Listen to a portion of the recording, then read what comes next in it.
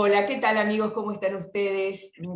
Nosotros desde este espejo, que ya no es un espejo, sino que son millones de reflejos que constituyen un espejo, donde miramos los rostros de nuestros entrevistados, pero más que los rostros, aquello que les pertenece más íntimamente y que de alguna manera queda reflejado en este espejo.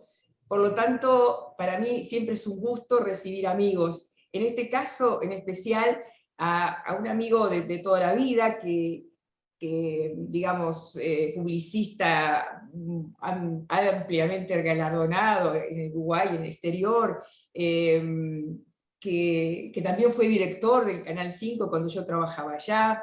Pero sobre todas las cosas estoy en este contacto con él por su último libro. Este libro que habla de cosas bien interesantes, que nos hace de una página a la otra pasar de un tiempo al otro. Saben que para mí la debilidad de pensar en el tiempo siempre ha sido uno de mis temas fuertes, que todavía no he resuelto, pero que me apasionan. Así que en el pasado es un montón de cosas inconclusas de Claudio Invernizzi, su nueva obra. Los invito a leerla, es apasionante, pero además quiero que compartamos estos minutos con él. Hola, Claudio. Hola Raquel, ¿cómo estás? Una alegría volver a verte y conversar contigo como siempre lo hemos hecho bueno, es muy lindo estar con amigas y amigos conversando. Sí, lo último que hicimos fue El corazón dice, que terminábamos mirándonos en un espejo y pasamos rápidamente a este espejo, donde en realidad lo que hacemos es multiplicar nuestras miradas, porque en realidad, ¿qué seríamos sin un otro que nos devuelva quienes somos? Por eso lo del espejo, no solo por el elemento, sino por la mirada de un otro que nos devuelve parte de lo que nosotros esencialmente somos, o por lo menos manifestamos, compartimos. Contame cómo nació viene a ser una novela, una novela, ¿verdad? Sí, es una novela, digamos que está dentro de lo que es la saga de Puerto Vírgenes, ese lugar del cual, bueno, hablamos en oportunidad del lanzamiento de la primera novela de la memoria obstinada de Puerto Vírgenes, que, hablando de espejos, era como decías, un espejo imaginario de un Piriápolis imaginario, ¿no? Yo comentaba hace poco que este, la ficción es una no ficción irresponsable, digamos, una no ficción ilimitada. Haber creado este mundo en función o referenciado por un lugar como Piriápolis, lo que me da y a lo que me autoriza es una gran libertad de creación y no quedarme atado a lugares específicos e incluso a personajes específicos, ¿no?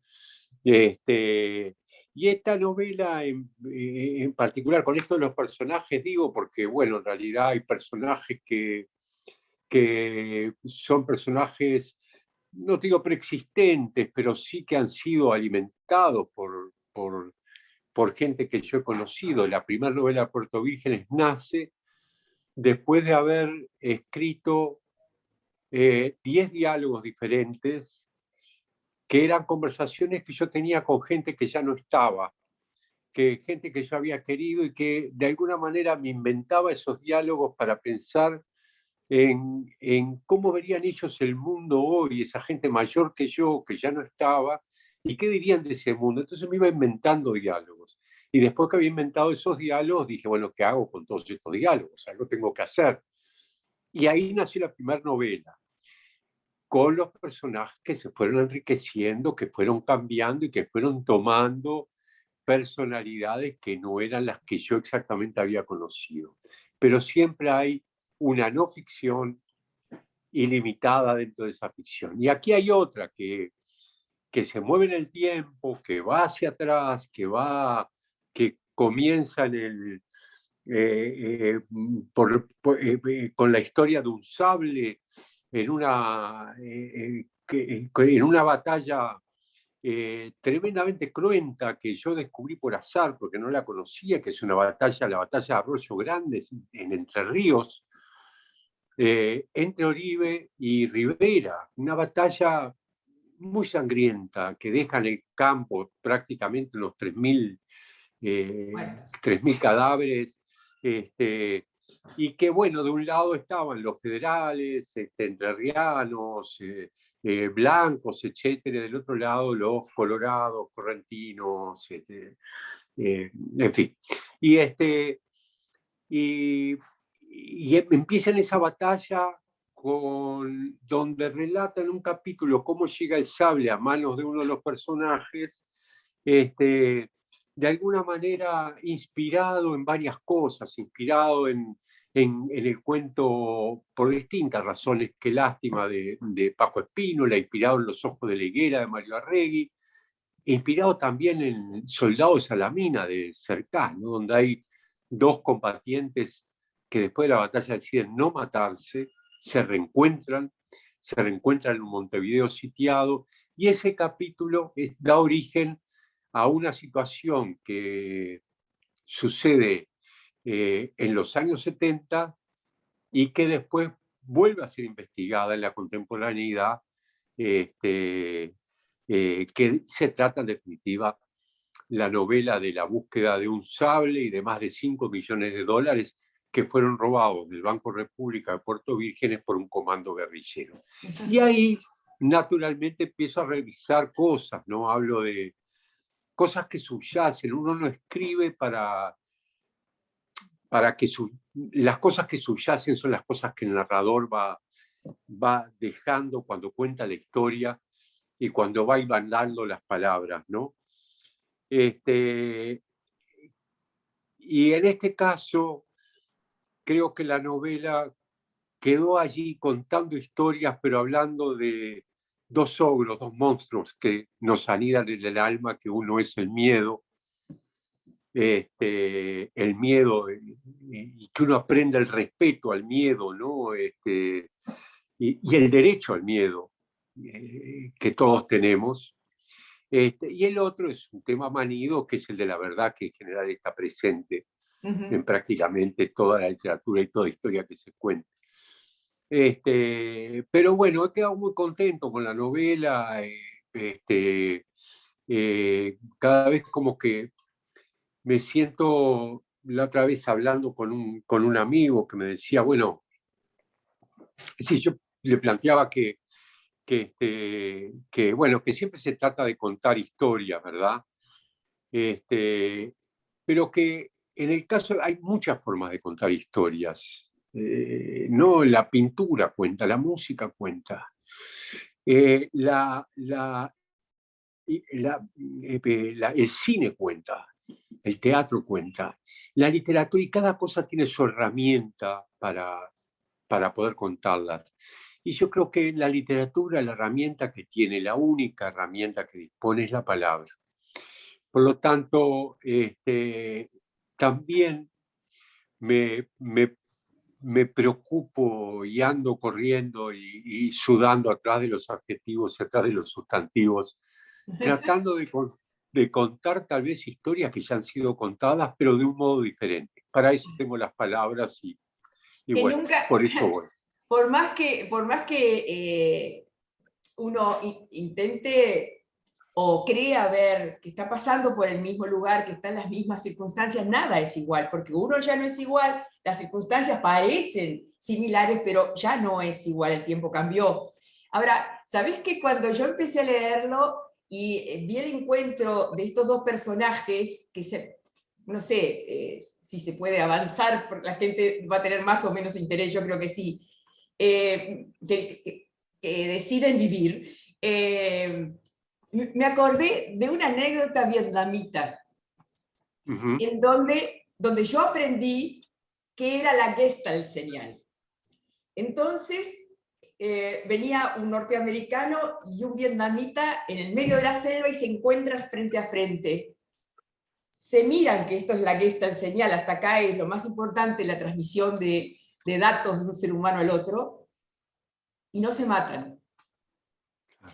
No sé cómo fue la historia para adelante, Sí. pero como que ese tiempo me remitió a una palabra mágica para mí del japonés. Ya me fui a Vietnam, qué lindo, ¿no? Porque tu novela me llevó a distintos lugares, ¿no? Claro, Y claro. Nankurunaisa es una palabra tan hermosa japonesa que significa el tiempo lo arregla todo.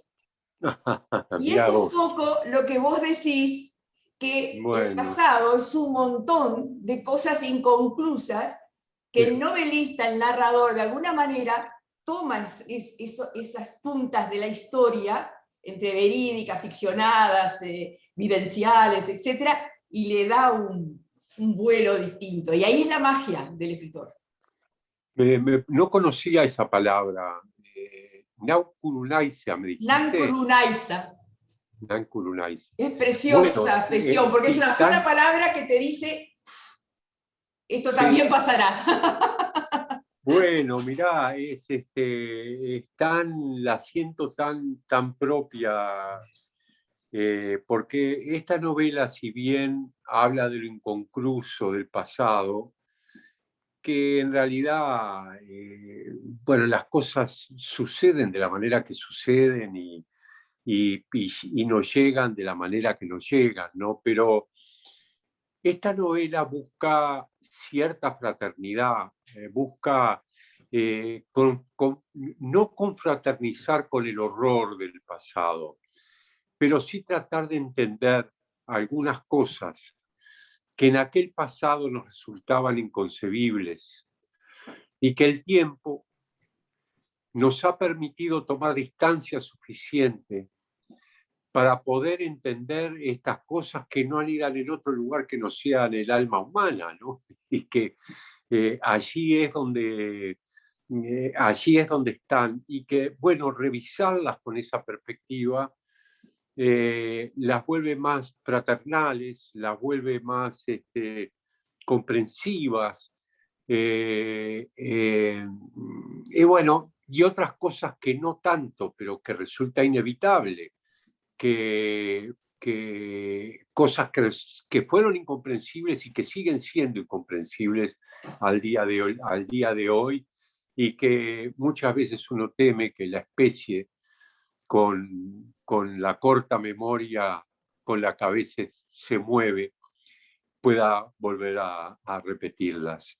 Sí, Pero hay en esta historia algo de búsqueda de sanación de algunas cosas, además de otros divertimentos.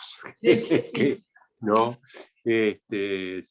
Claro, porque eh, está la búsqueda, tú decís, y la presencia del miedo y cómo frente al miedo, en el momento puede ser llenarnos de vergüenza o de insatisfacción, y sin embargo, con sabiduría, con tiempo vivido, uno reconoce que el miedo de pronto fue su aliado.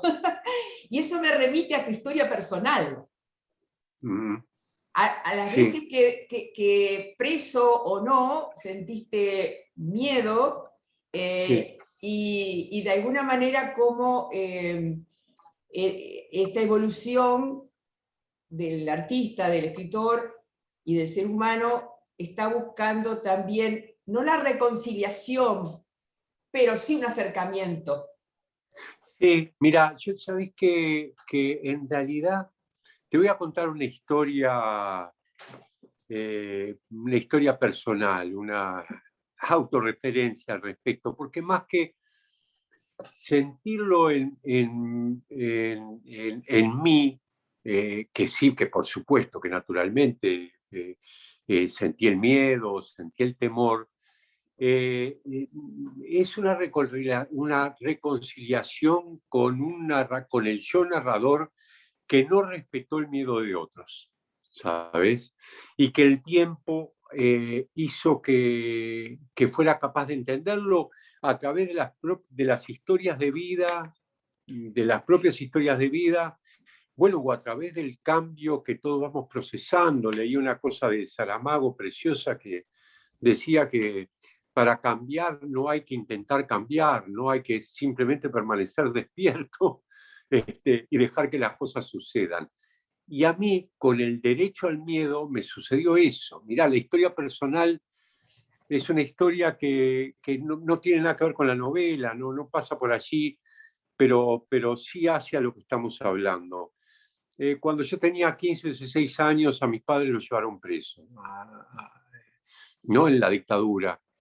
Y bueno, yo, como había aprendido en esos años tan plumbios, tan cargados, eh, tan llenos bueno, de horrores y cosas, que cuando alguien lo llevaban preso, por más que no pudiera ver a la persona o que no pudiera, de alguna manera había que tratar de estar cerca y hacer lo que se pudiera. Allá en el lejano Piriápolis, digamos, de los años 70, se sabía que la gente que se llevaban no iba a recorrer cuarteles, sino que iba al cuartel de Laguna del Sauce. Por lo tanto, fui a buscar una persona para que me ayudara con su vehículo a llevar unos colchones para mi padre, mi madre, y en fin, a llevar otras cosas. Y cuando le voy a pedir a esta persona, me dice, mirá, justo en este momento no te puedo ayudar porque tengo una reunión muy importante con fulano de tal. Bueno, yo sentí como un gran vacío, pero cuando me doy vuelta, ese fulano de tal viene entrando y me dice, Claudio, ¿qué pasó? Me enteré que llevaron a tu padre, a tu madre. Y yo, mira, si justamente vengo a verlo a él porque le estaba pidiendo a alguien, necesitaba a alguien que me llevara hasta el cuartel. Y me dijo, no hay problema, vení conmigo que yo te llevo, ¿no? Entonces dejó en una evidencia brutal a la otra persona. Y yo, que tenía 15, 16 años, me sentí muy molesto, tremendamente molesto, porque había respirado su miedo en ese momento de ir a llevarme, porque bueno, el cuartel quedaba distante de Piriápolis, ¿verdad? Y necesitaba un vehículo para ir. Con esto no quiero victimizarme, Raquel, porque yo fui un tipo con mucha suerte de haber nacido en Piriápolis y con mucha suerte de haber atravesado todas estas vicisitudes en ese lugar donde fui siempre contenido, fui siempre protegido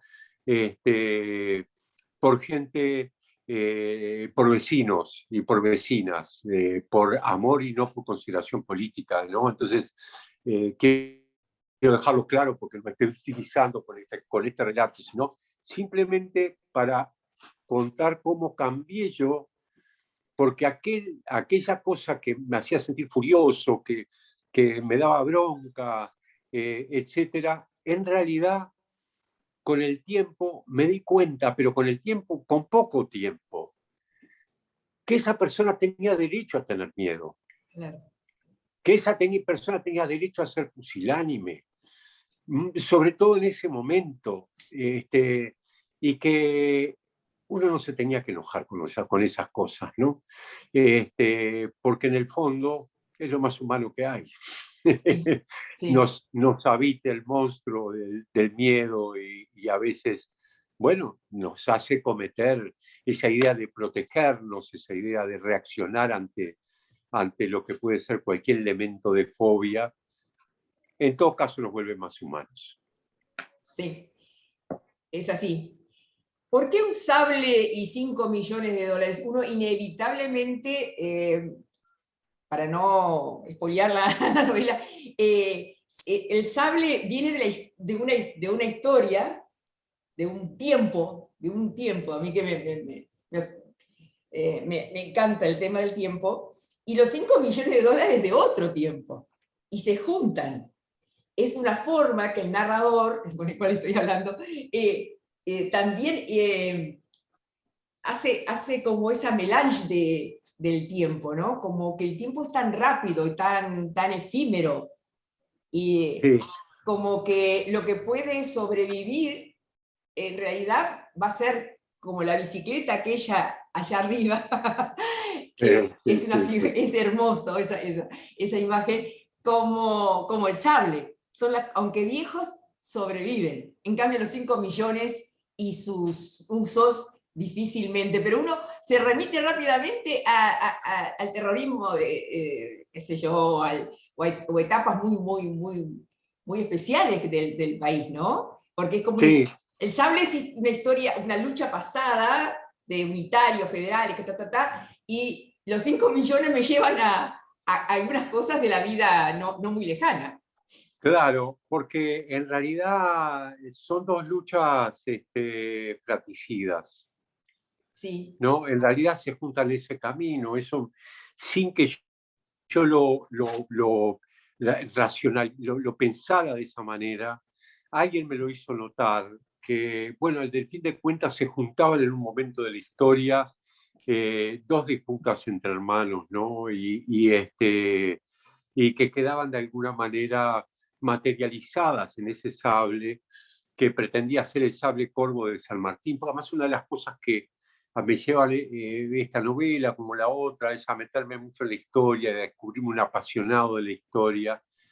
Y era como, bueno, este sable corvo de San Martín, que es un sable que tiene una historia propia, un sable que San Martín adquiere en Londres después de haber estado en España. Y después lo desestimé como sable de San Martín. ¿Por qué? Porque descubrí que el sable de San Martín efectivamente había sido robado en la Argentina en un momento. Y yo, ahí tenés lo que yo te digo que es una no ficción, la ficción ilimitada.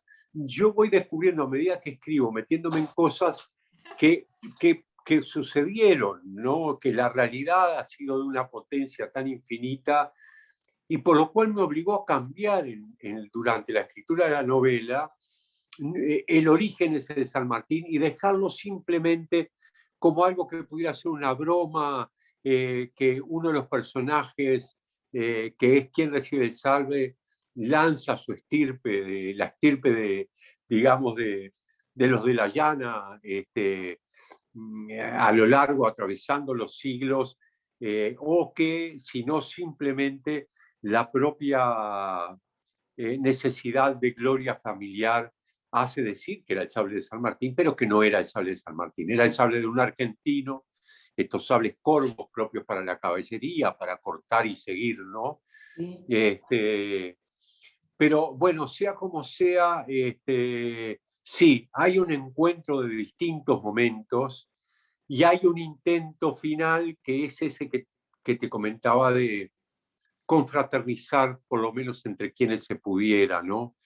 De confraternizar, que decide volcar miradas sobre los hechos que pudiera reconocernos y volvernos una imagen un poco más generosa que la historia nos ha dejado.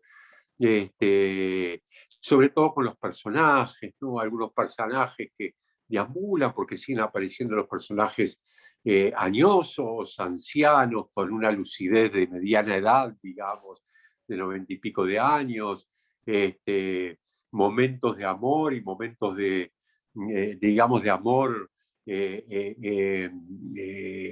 entre una anciana de 90 y pico de años y la inglesa de 30 y pico, 40, que si bien no es un amor carnal, es un amor, este, eh, y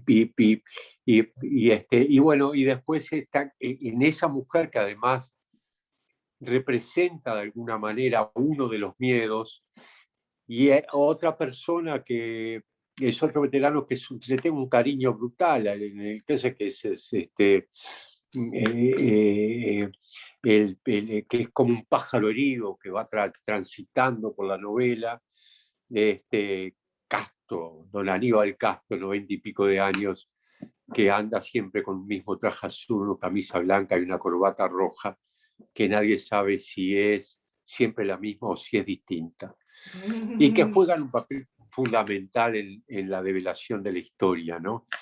Cómo el miedo los habita a ellos, a estos ancianos, que ya te digo, que Y el o silencio, el ¿no? otro anciano que es capaz ¿Cómo de... se Perdón, atesora también el silencio?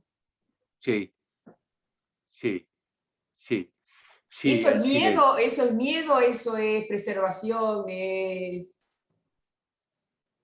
humano.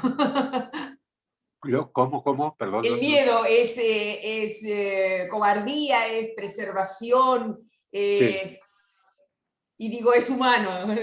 sí, claro, claro, claro. Sí, sí.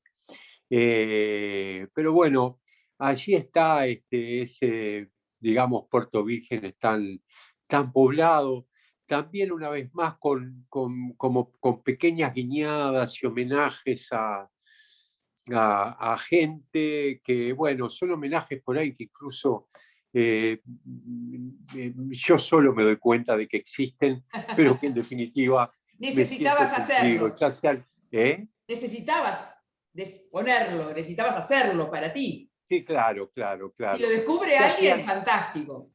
sí, ¿qué hay ahí, bueno, de guiñadas, pequeñas guiñadas literarias? Yo al final hago un agradecimiento genérico del libro a algunas personas en concreto, pero está lleno, ¿no? A veces de robar un sustantivo y un adjetivo que a mí me han acompañado y que sé de quién viene a lo largo de mi vida, o de lecturas viejas, lecturas antiguas que me han acompañado, o de palabras que he registrado en alguna conversación.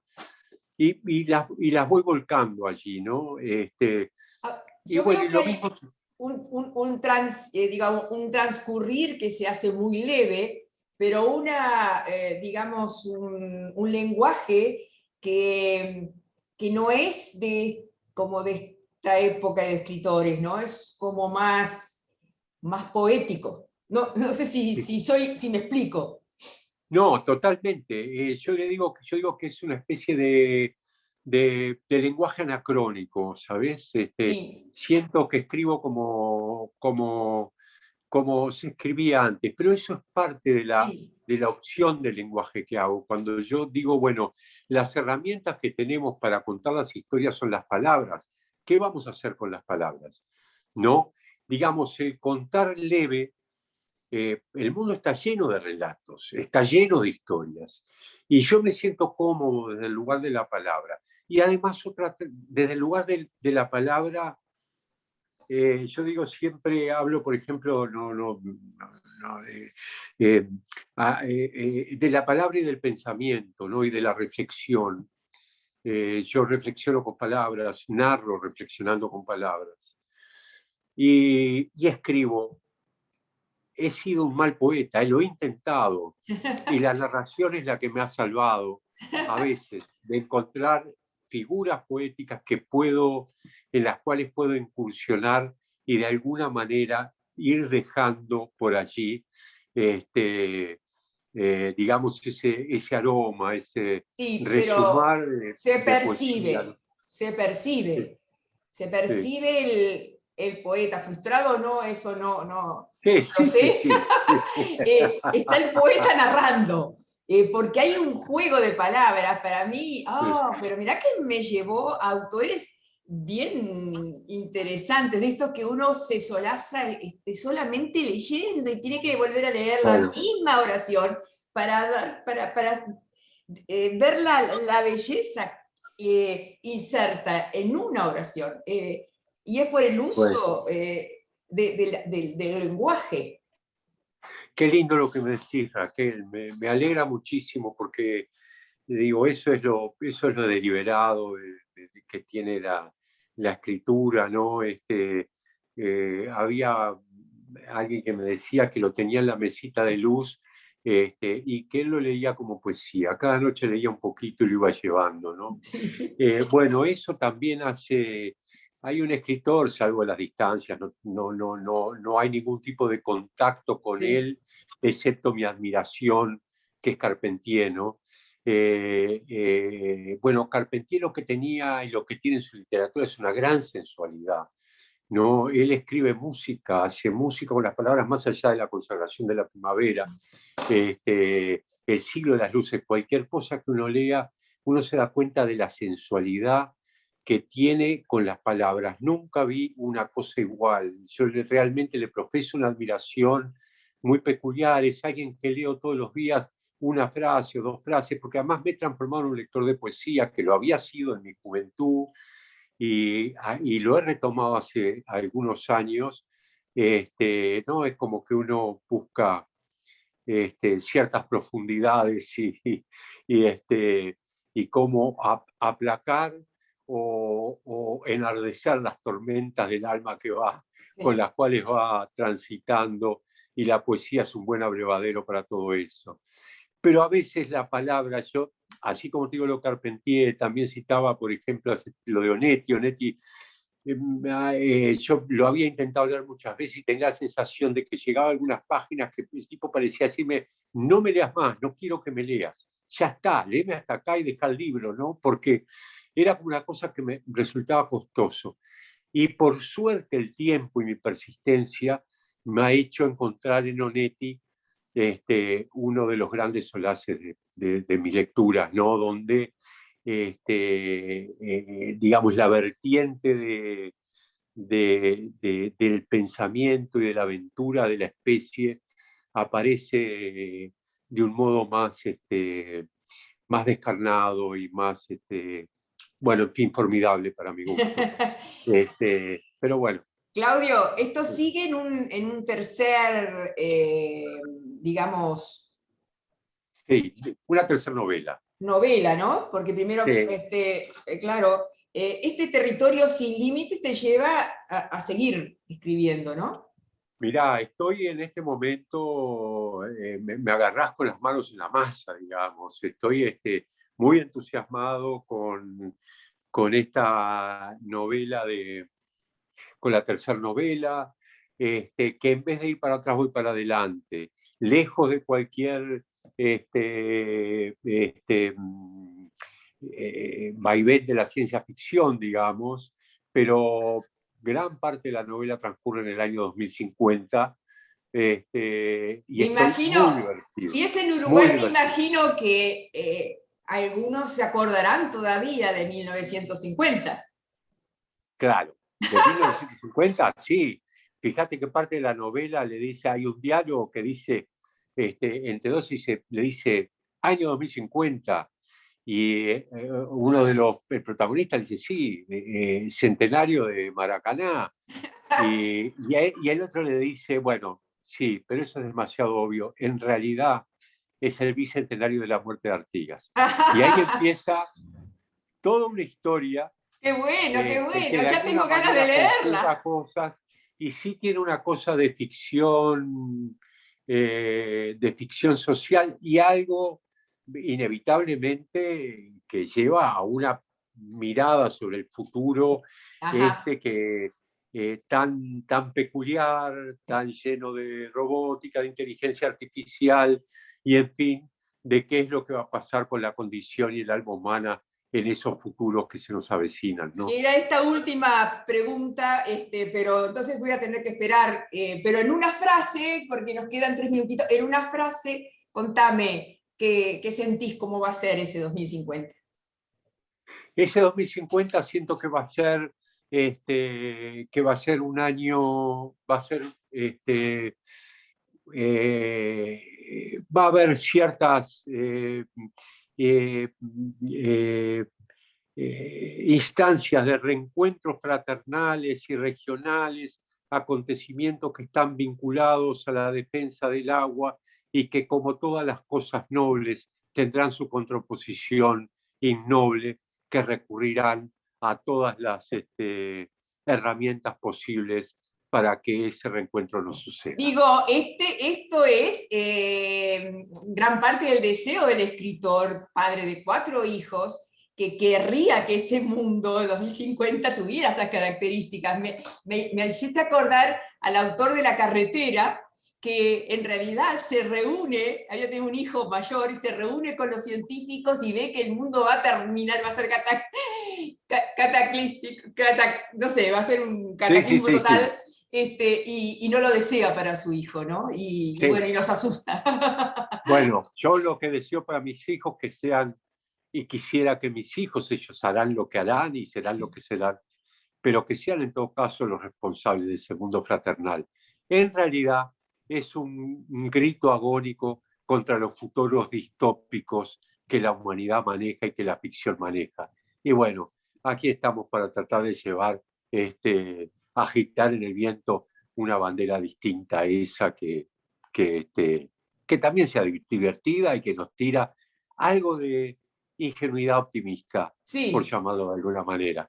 no, no tan ingenuidad. Crear es creer. Y el que crea de alguna manera está, el que está creando de alguna manera está, no solo porque cree, sino porque está transformando esa energía hacia el futuro. Así que bienvenida a tu enorme capacidad de darnos. Gracias. Gracias Raquel a vos y gracias por estar una vez más ahí, apoyando tantas cosas como se apoyaron en tu vida, en este caso una novela que anda haciendo su viaje entre los lectores. Gracias. Un gusto para mí encontrarme contigo siempre, Claudio. Saludo a tu hermosa familia. Serán dados. Chao, Gracias. chao. Chao, chao. Chao.